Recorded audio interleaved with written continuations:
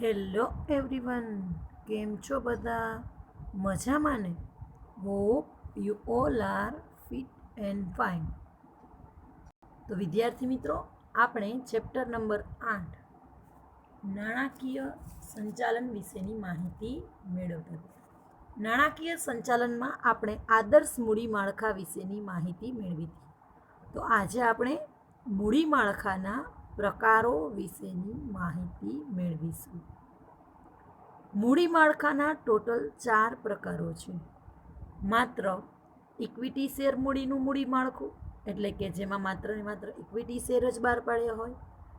Equity સાથે preference શેરનું પણ મૂડી માળખું, એટલે ઇક્વિટી અને પ્રેફરન્સ. ખાલી ઇક્વિટી એટલે એ માલિકીની મૂડી થાય. ઇક્વિટી પ્લસ પ્રેફરન્સ માલિકીની મૂડી થઈ. ઇક્વિટી સાથે ડિબેન્ચરનું મૂડી માળખું, એટલે માલિકી પ્લસ ઉછીની મૂડી. ઇક્વિટી સાથે પ્રેફરન્સ શેર અને ડિબેન્ચરનું મૂડી માળખું. આમાં પણ ઇક્વિટી, પ્રેફરન્સ અને ડિબેન્ચર ત્રણેય રીતના મૂડી માળખા. અહીંયા કોઈ એની સમજૂતી તમને આપેલી નથી અને તમારે અહીંયા સમજૂતી દર્શાવવાની નથી. તમને માત્ર ને માત્ર મૂડી માળખાના પ્રકારો equity, equity plus preference, equity plus debenture, equity plus preference plus debenture. તો આ રીતના તમારે એક માળખું, બધામાં ઇક્વિટી શેર કોમન આવશે. Equity, equity plus preference, equity plus debenture, equity plus preference plus debenture. એટલે આ બધી જ વસ્તુઓ તમારે ધ્યાનથી સમજવાની છે. નેક્સ્ટ આપણી વસ્તુ છે મૂડી માળખાને અસર કરતા પરિબળો. મૂડી માળખાને અસર કરતા 2 પરિબળો છે, આંતરિક પરિબળ અને બાહ્ય પરિબળ. મૂડી માળખાને અસર કરતા 2 પરિબળો, આંતરિક પરિબળ અને બાહ્ય પરિબળ. ખાસ કરીને એમાં આંતરિક પરિબળો છે. એમાં પહેલી વસ્તુ છે મૂડી, ધંધા, મિલકત, નાશ. મૂડી, ધંધા, ધંધામાં 3 પોઈન્ટ, મિલકત, નાશ. મૂડી એટલે મૂડીની જરૂરિયાતનો સમય. ધંધા 3 એટલે ધંધાનો પ્રકાર, ધંધાનું કદ અને ધંધાની કમાણીના અંદાજો. મૂડીની જરૂરિયાતનો સમય, ધંધાનો પ્રકાર, ધંધાનું કદ અને ધંધાની કમાણીના અંદાજો. મિલકત તો મિલકતોનું સ્વરૂપ અને જરૂરિયાત. નાશ નાણાકીય જરૂરિયાતો અને સંચાલકોનું વલણ. બરાબર, ખાસ મસ્ત અંડરલાઈન કરી લેજો, સૂત્ર લખી નાખજો. મૂડી, ધંધા 3, મિલકત, નાશ. મૂડી, ધંધા 3, મિલકત, નાશ. મૂડીની જરૂરિયાતનો સમય, ધંધાનો પ્રકાર, ધંધાનું કદ, ધંધાની કમાણીના અંદાજો, મિલકતોનું સ્વરૂપ અને જરૂરિયાત, નાણાકીય જરૂરિયાત અને સંચાલકોનું વલણ. જે રીતે આપણે આંતરિક પરિબળો જોયા એ જ રીતે આપણે બાહ્ય પરિબળો પણ જોશું. ઓલામાં ધંધા 3 લીધા હતા, અહીંયા મૂડી 3 લીધી. મૂડી વિકાસ કર. મૂડી વિકાસ કર. મૂડી વિકાસ કરમાં મૂડી બજારમાં તેજી મંદીની પરિસ્થિતિ, મૂડી બજારમાં પ્રવર્તમાન વ્યાજનો દર, મૂડી પડતર જામીનગીરીઓ બહાર પાડવાનો ખર્ચ. મૂડી કેટલી લેવાની છે? 3. મૂડી બજારમાં તેજી મંદીની પરિસ્થિતિ, મૂડી બજારમાં તો કે પ્રવર્તમાન વ્યાજનો દર કેટલો છે, અને મૂડીમાં તો કે પડતર અને જામીનગીરી બહાર પાડવાનો ખર્ચ કેટલો છે. મૂડી વિકાસ કર. વિકાસ, વિકાસમાં પેલું વિદેશી સંસ્થાકીય રોકાણકારો. કા એટલે કાનૂની નિયંત્રણો, સ એટલે સંસ્થાકીય રોકાણકારો અને કર એટલે કરવેરાની નીતિ. મૂડી તું વિકાસ કર. મૂડી બજારમાં ફરી એક વખત તેજી મંદીની પરિસ્થિતિ, પ્રવર્તમાન વ્યાજનો દર, પડતર અને જામીનગીરી બહાર પાડવાનો ખર્ચ. વિકાસ, વિદેશી સંસ્થાકીય રોકાણકારો, કાનૂની નિયંત્રણો, સંસ્થાકીય રોકાણકારો, કરવેરાની નીતિ. એનાથી આપણે આગળ જોઈશું આંતરિક પરિબળ. અત્યારે તમે જો આ 2 સૂત્રોને સ્ક્રીનશોટ લઈ લેજો તો તમને આખે આખો આ કોષ્ટક છે એ યાદ રહી જશે. બરાબર, કોષ્ટક આખું આખું તો જ યાદ રહેશે કે તમે આ 2 પેજનું સ્ક્રીનશોટ લઈ લેશો. ઓકે, તો 2 પેજનો સ્ક્રીનશોટ લઈ લીધો. તો ચાલો આગળ વધીએ. આંતરિક પરિબળો. આંતરિક પરિબળોમાં ધંધાનો પ્રકાર એમાં ઔદ્યોગિક એકમોમાં ખાસ કાયમી મૂડીની જરૂરિયાત હોય, બરાબર. તો જ્યારે કાયમી મૂડીની જરૂરિયાત હોય એ ઓછી અને કાર્યશીલ મૂડીની જરૂરિયાત વધારે, બરાબર. ખાસ કરીને ઔદ્યોગિક એકમમાં કાયમી મૂડીની જરૂરિયાત વધુ હોય અને વેપારી એકમમાં કાયમી મૂડીની જરૂરિયાત ઓછી હોય. આપણે ધંધાકીય પ્રવૃત્તિ 3 પ્રકારે જોઈએ છીએ: ઔદ્યોગિક, વેપારી અને સેવાકીય પ્રવૃત્તિ, બરાબર. મોટા મોટા ઉદ્યોગો હોય તો એમાં કાયમી મૂડીની જરૂરિયાત વધુ હોય. વેપાર ધંધો કરતા હોય તો કાયમી મૂડીની જરૂરિયાત ઓછી હોય. પણ સેવાકીય પ્રવૃત્તિ એટલે ડૉક્ટર્સ કે એના આધારે આપણે જોઈએ તો એનું કાયમી મૂડીનું રોકાણ નક્કી થાય છે, એના સેવાના પ્રકારના આધારે નક્કી થાય. આપણે આપણી જાતે ન કરી શકીએ. કદ, જેમ એકમનું કદ મોટું એમ કાયમી મૂડીનું પ્રમાણ વધારે, જેમ એકમનું કદ નાનું એમ કાયમી મૂડીની જરૂરિયાત ઓછી. અને વેપારી એકમોમાં પ્રમાણમાં કાયમી મૂડીની જરૂરિયાત ઓછી જ હોય. એમ ઔદ્યોગિક એકમનું કદ મોટું તો કાયમી મૂડી વધુ, ઔદ્યોગિક એકમનું કદ નાનું તો કાયમી મૂડી ઓછી, અને વેપારીમાં તો કાયમી મૂડીની જરૂરિયાત ઓછી જ હોય. ધંધાની કમાણીના અંદાજો. કમાણી કેવી હોય? સ્થિર પણ હોઈ શકે અને અસ્થિર પણ હોઈ શકે. કોઈ દિવસ તમે એવું જોયું કે ધંધામાં કમાણી સ્થિર જ હોય? ના. તો કે એવું ન હોય. તો કે ભવિષ્યની અંદાજિત કમાણી સ્થિર હોય અને સારા પ્રમાણમાં હોય તો કંપનીની ઊંચીની મૂડી ઉપર આધાર રાખે છે. મિલકતોનું સ્વરૂપ અને એની જરૂરિયાત કેટલી છે. મોટા પાયા ઉપર કાયમી મિલકતોની ધંધામાં જરૂરિયાત વધુ હોય, એટલે ખાસ કરીને ઇક્વિટી શેરનું પ્રમાણ કેવું હશે? વધુ. કાયમી મિલકતો હોય તો એમાં રોકાણ કરનારા કેવા હોય? વધુ હોય. એના કારણે મિલકત ખરીદવી પડે, ભાડા ખરીદી કરવી પડે, ભાડા પટ્ટેથી લેવી પડે. આમાં આપણે કહીએ છીએ ને આફ્ટર અ લોંગ લીઝ, ઘણાને વધુ સમય માટે વારંવાર ખાલી ન કરવું પડે એટલે, બરાબર. કાં તો મિલકત આપણે ખરીદી લેવી પડે, કાં તો ભાડા ખરીદ કરાર કરી લેવો પડે, અને કાં તો ભાડા પટ્ટાથી લેવી પડે. સંચાલકોનું વલણ કેવું હોય? અહીંયા એક આપણને નાનો અમથો BSQ પૂછાઈ શકે કે જો કંપનીના સંચાલકો કંપની ઉપર તેમનો સંચાલકીય અંકુશ જાળવી રાખવા માંગતા હોય તો વધુ પ્રમાણમાં ઇક્વિટી શેર બહાર ન પાડવા. કારણ કે ઇક્વિટી શેર હોલ્ડરો હોય ને કંપનીના સાચા માલિકો હોય.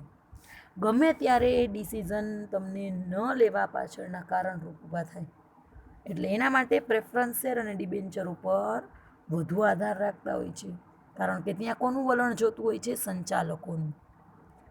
ત્યારબાદ નાણાકીય જરૂરિયાત. નાણાકીય જરૂરિયાતો કેવી હોય છે?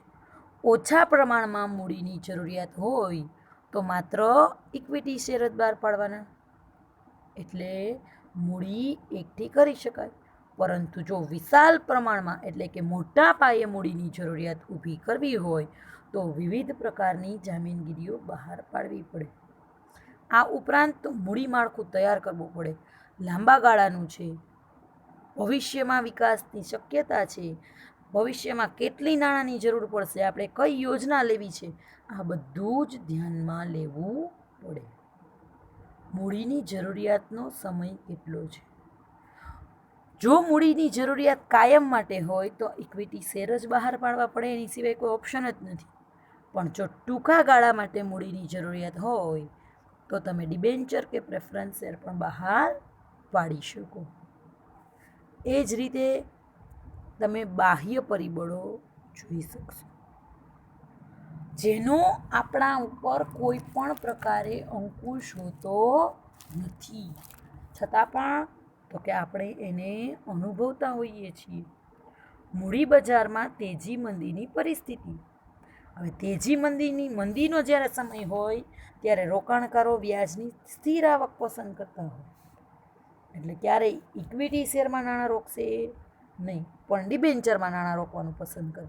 પણ જ્યારે તેજીની પરિસ્થિતિ હોય ત્યારે આપણે શું વિચારીએ કે તો કે ઊંચા ડિબેન્ચરની અપેક્ષાએ રોકાણકારો કેમાં રોકાણ કરવાનું પસંદ કરે?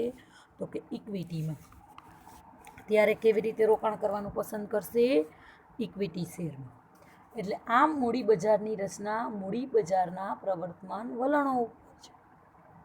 હવે બજારમાં પ્રવર્તમાન વ્યાજનો દર કેટલો છે?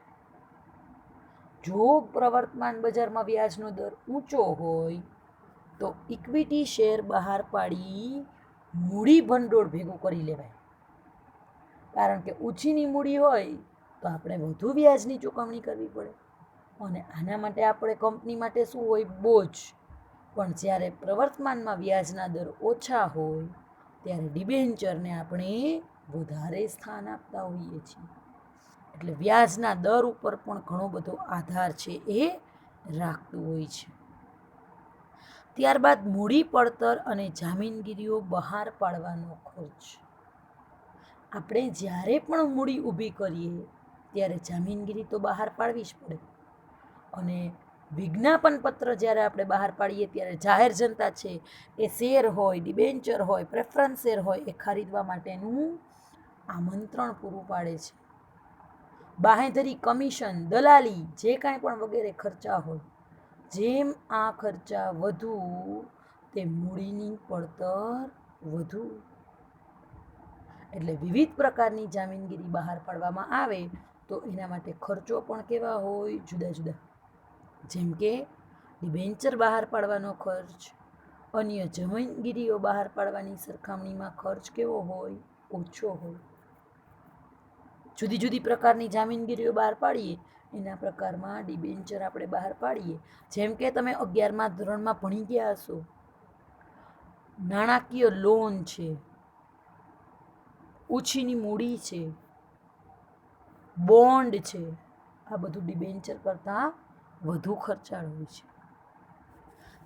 ત્યારબાદ તમે જુઓ કાનૂની નિયંત્રણો. કાનૂની નિયંત્રણોમાં શું છે?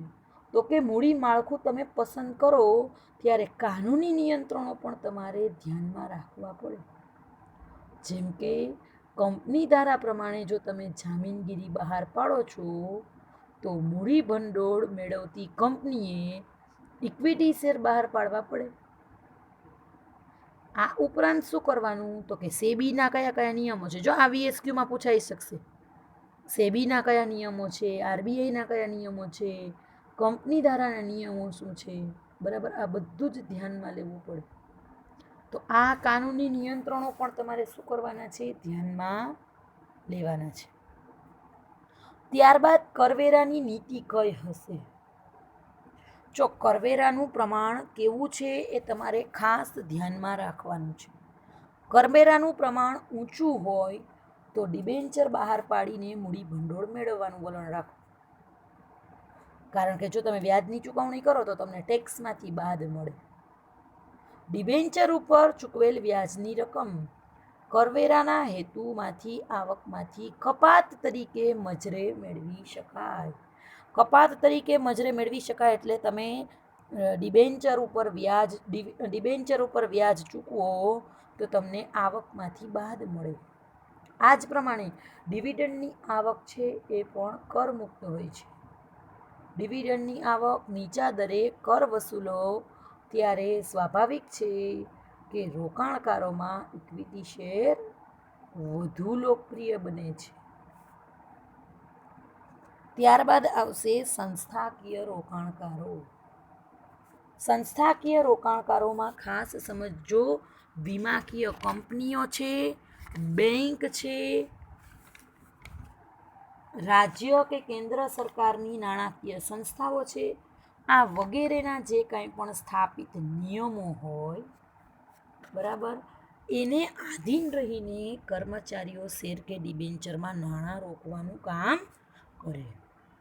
એટલે જ્યારે પણ આપણે મૂડી માળખાની રચના કરીએ, બરાબર, કે મૂડી માળખા રચનામાં જ્યારે આપણે ફેરફાર કરીએ ત્યારે આ બધી જ સંસ્થાઓ વલણો અને શરતોનું શું કરે? તો કે વિચારણા કરે. ત્યારબાદ વિદેશી સંસ્થાકીય રોકાણકારો. વિદેશી સંસ્થાકીય રોકાણકારોમાં આપણે શું જોવાનું છે તો કે વિદેશના લોકો આપણા દેશમાં આવીને નાણાં રોકી શકે અને આપણે પણ વિદેશની સંસ્થામાં નાણાંનું રોકાણ કરવા જઈ શકીએ છીએ. તો વિદેશી રોકાણકાર એક એવી સંસ્થા છે કે જેની સ્થાપના અને નોંધણી ભારતમાં થઈ શકે છે, જેનો મુખ્ય ઉદ્દેશ ભારતમાં પ્રાથમિક અને ગૌણ બજારમાં નિયત કરેલી જામીનગીરીઓમાં રોકાણ કરવાનો હોય છે. પછી તો કે વિદેશી રોકાણ સંસ્થાઓએ સેબી સમક્ષ નોંધણી કરવાની. સેબી એટલે ફરી પાછું કહું છું, securities and exchange board of India. Full ફોર્મમાં પૂછાઈ શકે, વિદેશી રોકાણકાર સંસ્થાએ કેની સમક્ષ નોંધણી કરવી પડે તો કે સેબી સમક્ષ. અને આવી સંસ્થાઓને ભારતીય કંપનીમાં શેર હોય કે ડિબેન્ચર ખરીદવાની મંજૂરી આપવામાં આવે છે. ત્યારબાદ 8.4 છે જે કાર્યશીલ મૂડી વર્કિંગ કેપિટલ તરીકે તમને ઉપયોગમાં આવશે, પણ આ મુદ્દો તમારા કોર્સમાંથી નીકળી ગયેલ છે, એટલે આ બધું જ તમારે સ્કીપ કરવાનું છે. ત્યારબાદ તમારે કાયમી મૂડીની સમજૂતી મેળવવાની છે. હા, પણ લાસ્ટમાં તમને એક તફાવત આપ્યો છે, કાયમી મૂડી અને કાર્યશીલ મૂડીનો તફાવત એ તમારા કોર્સમાં છે, એટલે તમારે ધ્યાનથી સમજવાનું છે.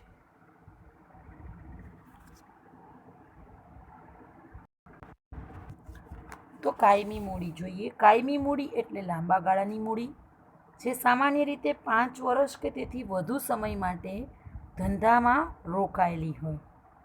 કાયમી મૂડીમાં હોય શું તો કે જમીન, મકાન, યંત્ર, પ્લાન્ટ, ફર્નિચર, આ બધી જ વસ્તુઓનો સમાવેશ કાયમી મૂડીમાં થાય છે. અને ખાસ ફરી વસ્તુ, કાયમી મૂડી છે એ હંમેશા લાંબા ગાળા માટેની હોય છે. કાયમી મૂડી સમયગાળો હમણાં જ તમને કીધો, 5 વર્ષ કે તેથી વધુ સમય માટે. વિવિધ પ્રકારના ધંધામાં જુદું જુદું પ્રમાણ, જેમ કે મોટા ઉદ્યોગો હોય તો ભારે યંત્ર સામગ્રી જોઈએ, રાસાયણિક ઉદ્યોગો જોઈએ. કાયમી મૂડીનું પ્રમાણ કેવું હોય છે તો કે વધુ હોય છે. વેપારી એકમોમાં કાયમી મૂડીનું પ્રમાણ ઓછું હોય છે. ઘટકો કેવા છે તો કે કાયમી મૂડીના ઘટકો જમીન, મકાન, યંત્ર, પ્લાન્ટ, ફર્નિચર, વાહનો, આ બધાનો સમાવેશ. ઘટકો છે એ તમને એક્ઝામમાં ખાસ પૂછાશે. તરલતા કેવી હોય તો કે લાંબા ગાળાના છે ને, એટલે તરલતા એટલે હાથ પર રોકડ. કાયમી મૂડીની તરલતા હંમેશા ઓછી હોય. સરળતાથી રોકડમાં રૂપાંતરણ થતું નથી.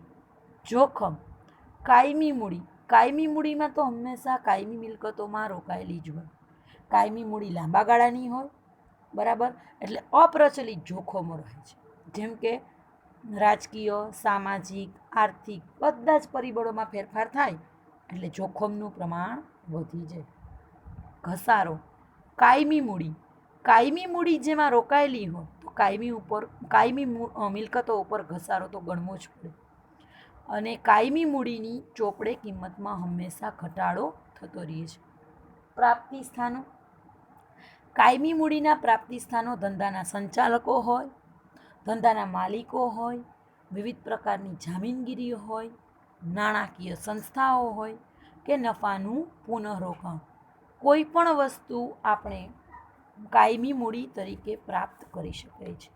કાયમી મૂડીની જરૂરિયાતને અસર કરતા પરિબળો, તો કાયમી મૂડીની જરૂરિયાતને અસર કરતા પરિબળોમાં ધંધાનો પ્રકાર કેવો છે, એકમનું કદ કેવો છે, માલિકીની છે કે ભાડાની છે, આ સંશોધન કર્યો છે તો એનો ખર્ચ કેટલો થાય છે, ટેકનોલોજી તમે કેવી વાપરો છો, સરકારી મદદ અને કરવેરાની નીતિઓ કેવી છે,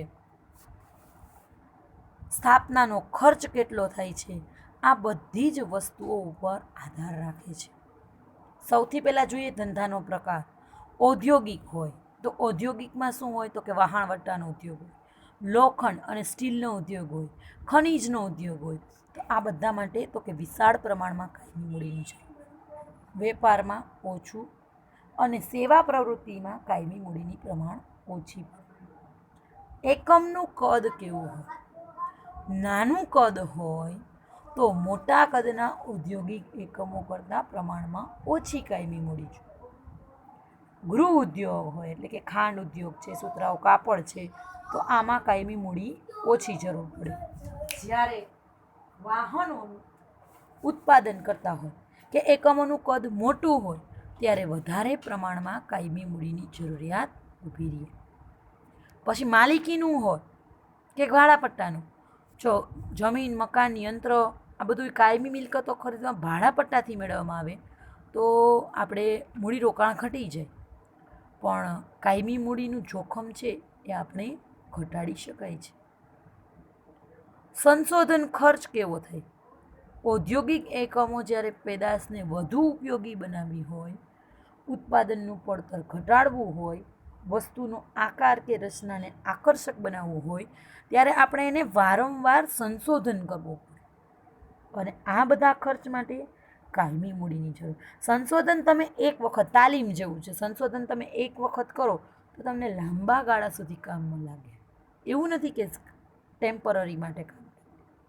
ટેકનોલોજી, સમય એવો છે કે દિવસે ને દિવસે ટેકનોલોજીમાં બદલાવ આવતો જાય છે.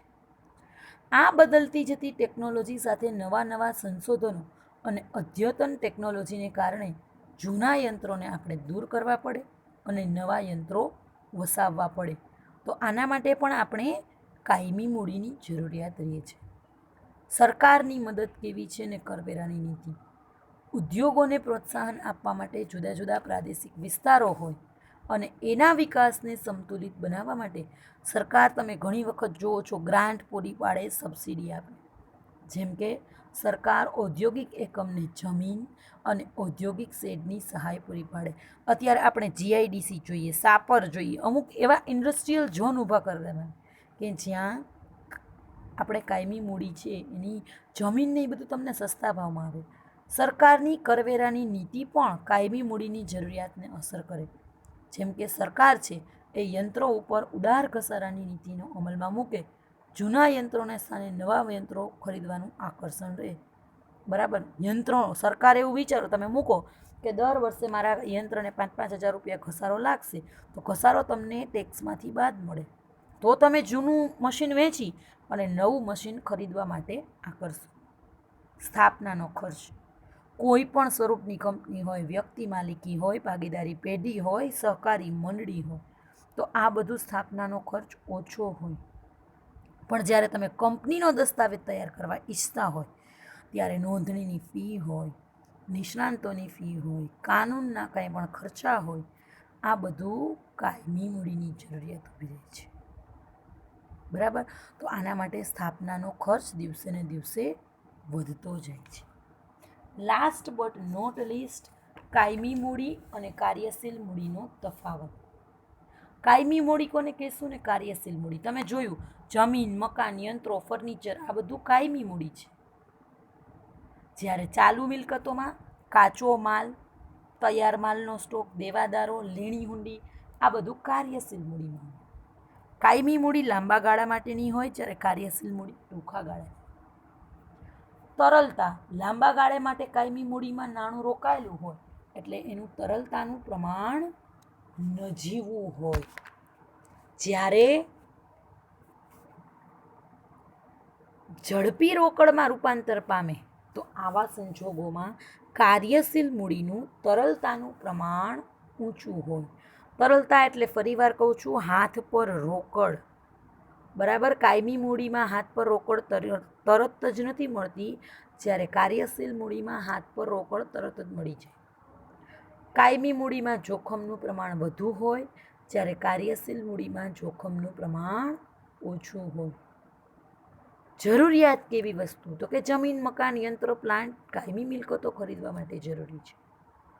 જ્યારે કાર્યશીલ મૂડી તો કે રોજબરોજના ખર્ચા, જેમ કે મજૂરી હોય, વેતન હોય, કાચા માલની ખરીદી છે, આ બધા જ માટે કાર્યશીલ મૂડી જરૂરી છે. પ્રાપ્તિ સ્થાનો, શેર, ડિબેન્ચર કે અન્ય નાણાકીય સંસ્થાઓ છે એના દ્વારા કાયમી મૂડી મળી શકે. વેપારી શાખ, બેંક, ઓવરડ્રાફ્ટ, દેશી સરાફો આ બધા પાસેથી કાર્યશીલ મૂડી. વેપારી શાખ એટલે વેપારી આપણને ઉછીનો માલ આપે એને પણ આપણે કાર્યશીલ મૂડી કહીએ છીએ. ઘસારો કાયમી મૂડીમાં તો કે રોકાયેલી મૂડી છે એના ઉપર ઘસારો મળવાપાત્ર છે, જ્યારે કાર્યશીલ મૂડીમાં ક્યારેય ઘસારો ગણાતો નથી. તો વિદ્યાર્થી મિત્રો, કાર્યશીલ મૂડીનો ટોપિક તમારે અત્યારે ઉપયોગી નથી, પણ તફાવત માટે એટલો જ ઉપયોગી છે. રોજબરોજના ખર્ચા ચૂકવવા માટે આપણે કાર્યશીલ મૂડીનો ઉપયોગ કરતા હોઈએ છીએ. ધંધાની ચાલુ મિલકતોમાં પણ કાર્યશીલ મૂડી રોકાયેલી છે અને ધંધામાં સતત રીતે ચક્રાકારે ફરતી રહે છે. આજ માટે અહીંયા ચેપ્ટર 8ની આપણે રિવિઝનની પૂર્ણાવતિ કરીએ છીએ. Thank you all of you. Bye. Have a nice day.